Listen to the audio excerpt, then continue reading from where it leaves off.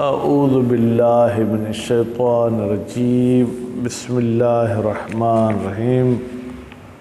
بھائی صاحب، ہماری گفتگو 5ویں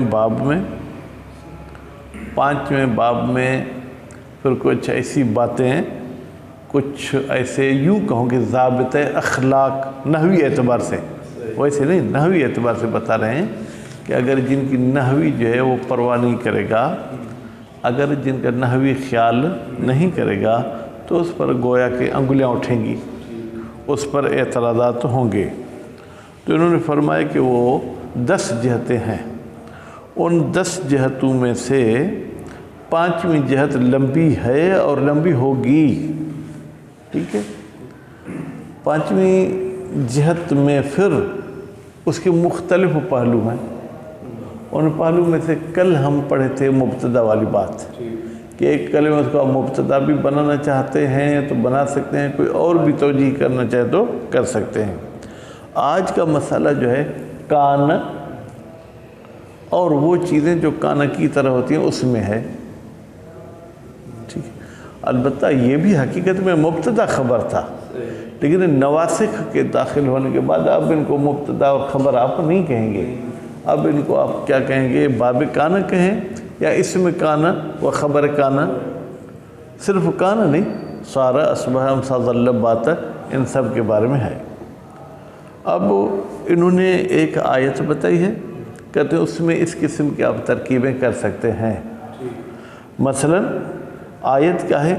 وَمَا كَانَ لِبَشَرٍ أَن يُكَلِّمَهُ اللَّهُ، کسی بشر کو یہ حیثیت نہیں ہے کہ اللہ اس کے ساتھ کلام کرے، الا وحیا، ہاں وحی کے ذریعے کر سکتا ہے، یعنی ڈائریکٹ اللہ گفتگو نہیں کرے گا، اور میں وراء حجاب، یا کسی پردے کے پیچھے، کسی رکاوٹ کے پیچھے بات اللہ کرے گا، اور یرسل رسولا، یہاں پر رسول سے مراد نبی نہیں ہے، فرشتے، یا اللہ کسی فرشتے کو بھیجتا ہے کہ جاؤ یہ پیغام دے کر آؤ۔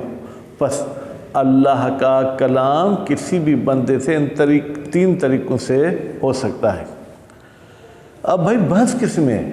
کہتے ہیں بحث تو یہ ہے کہ کانا آیا ہے، ہمیں کانا کا اسم بھی ڈھونڈنا پڑے گا، کانا کی خبر بھی ڈھونڈنی پڑے گی، ٹھیک۔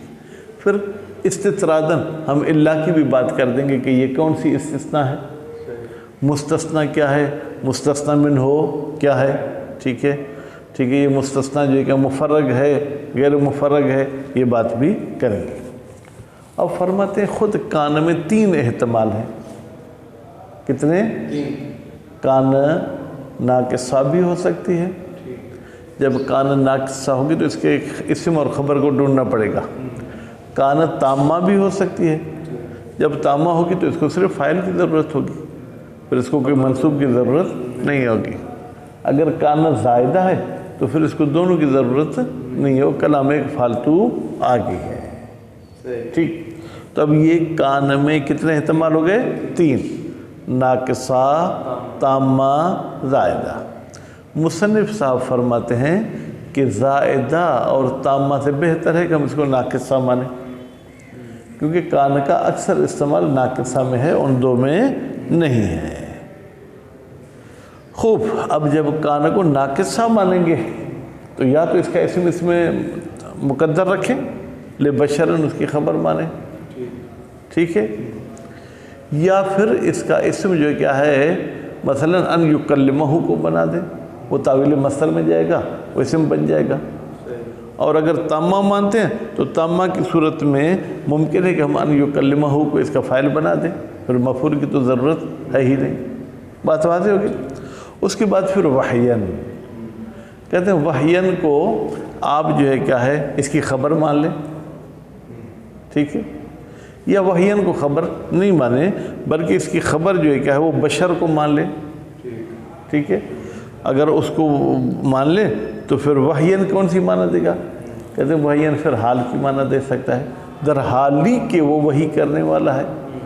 اچھا، یہ وحین تو اسم فاعل کا ترجمہ دے گی، جی ہاں یہ مصدر ہے، مصدر کبھی اس میں فاعل کا ترجمہ دے سکتا ہے، کبھی اس میں مفعول کا ترجمہ دے سکتا ہے۔ مثلا آپ ترجمہ کرتے ہوئے گردان کرتے ہیں ضرب یضرب ضربن، جب فعل معلوم کے بعد مصدر آئے تو وہ معلوم والا یعنی اس میں فاعل والا ترجمہ دے گا، ضرب یضرب ضربن، اب یہ ضرب مضروب کی معنی دے گا۔ بات واضح ہوگی؟ اچھا، یہ جو استثناء ہے کہتے ہیں یہ استثناء کو مفرغ مانیں گے کیونکہ مستثنی منہ ذکر نہیں ہے اور کلام بھی منفی ہے۔ وہ مستثنی منہ ہوگی کیا؟ کہتے ہیں وہ احوال کو آپ تقدیر میں رکھ لیں، یعنی کوئی ایسے حالات نہیں ہیں جس میں بات ہو، ٹھیک ہے، اس قسم کی کوئی توجیہ کرتے ہیں، ٹھیک ہے۔ تو آج صرف ہم یہ تقریباً 8 لائنیں پڑھیں گے، زیادہ نہیں پڑھیں گے۔ اعوذ باللہ من الشیطان الرجیم، بسم اللہ الرحمن الرحیم۔ بابو کان، کان کا باب، وما اور ان کلمات کا باب، جرا جو جاری ہوتے ہیں مجرا کان، کان کی جگہ پر۔ مسئلتن، اب اس باب میں پھر چند مسائل پیش کرتے ہیں۔ یجوزو فی کان، جائز ہے کان میں۔ اب ایک اعتراض آپ کر لیں کہ کان تو فعل ہے اور فعل پر آپ نے حرف جر کو کیسے داخل کر دیا، جبکہ آپ نے کہا تھا کہ حروف جارہ مخصوص ہیں اسم کے ساتھ۔ ہم کہیں گے یہاں کان بے عنوان فعل استعمال نہیں ہوا بلکہ علم ہے اس فعل کا، تو یہاں پر اسم ہے، لفظی لحاظ سے ہم اس میں تبدیلی نہیں کریں گے، کیونکہ اگر آپ کسی بندے پر کوئی نام رکھتے ہیں، اگر فعل ماضی والا نام رکھیں گے تو حالت رفعی میں بھی اس کو فتح ہی پڑھیں گے۔ ضرب آپ نے اپنے بیٹے کا نام رکھا تو ہم کہیں گے جاء ضرب، ٹھیک ہے، ضربو نہیں کہیں گے۔ من نحوے، بھائی کون سی کانا؟ کہتے ہیں جو من نحوے اس قسم کی مثالوں میں ہو۔ وما کان لبشر، کسی بھی بشر کو یہ حیثیت ہی حاصل نہیں ہے ان یکلمہ اللہ، کہ اللہ اس کے ساتھ گفتگو کرے، الا وحیا۔ اب گفتگو کے یہ 3 طریقے ہو سکتے ہیں، یا وحی کے ذریعے ہوگی، یا کسی پردے کے پس پردہ ہوگی، یا یرسل رسولا، یا اللہ کسی فرشتوں کو بھیجے گا۔ اب یجوزو کا فاعل بیٹا نہیں آیا، یجوزو نقصان و کان و تمام و کان و زیادت و کان، یہ 3 احتمال اس میں جائز ہیں، ممکن ہیں۔ وَهُوَ أَضْعَفُهَا، وَهُوَ کی ضمیر کہاں جائے گی؟ زیادت کی طرف۔ الْأَقْرَبُ يَمْنَعُ الْأَبْعَدُ۔